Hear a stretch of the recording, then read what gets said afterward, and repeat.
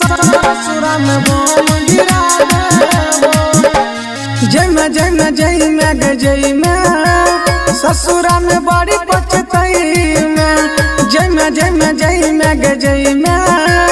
ससुरा में बड़ी पछतई में एक्सीडेंट करा देबो गे तोरा परमानेंट बना लेबो एक्सीडेंट करा देबो गे तोरा परमानेंट बना लेबो जय कर मैंने हमरा लगाम त ससुरा में बम गिरा देबो जय कर मैंने हमरा लगाम त ससुरा में बम गिरा देबो बम गिरा देबो जय में जय में जय में गे जय में ससुरा में बड़ी पछतई में जय में जय में जय में गे जय में ससुरा में बड़ी पछतई में एक्सीडेंट करा देबो ये तोरा परमानेंट बना लेबो गिरा देबो एक्सीडेंट करा देबो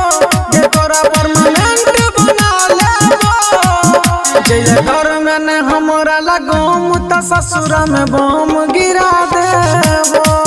जय घर मैंने हमरा लगाम त ससुरा में बम गिरा देबो म्यूजिक बाय डीजे अभिजीत। गिरा देबो बम गिरा देबो हमरा से दूर जाइका रह की जरूरत गे देखियो नहीं देबही अपन जान हमरा सूरत गे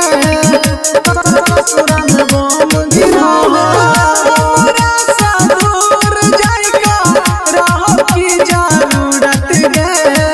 देखियो नहीं देबही जान हमरा अपन सूरत गे सूरत गे रावा में रहै देबो गे तोरा हम सुन का देबो रावा में रहै देबो गे तोरा हम सुन का देबो जय कर भी ने हमरा लगाम त ससुरा में बम गिरा देबो जय कर भी ने हमरा लगाम त ससुरा में बम गिरा देबो म्यूजिक बाय डीजे अभिजीत। गिरा देबो बम गिरा देबो रोहित को एक बेरी आना गे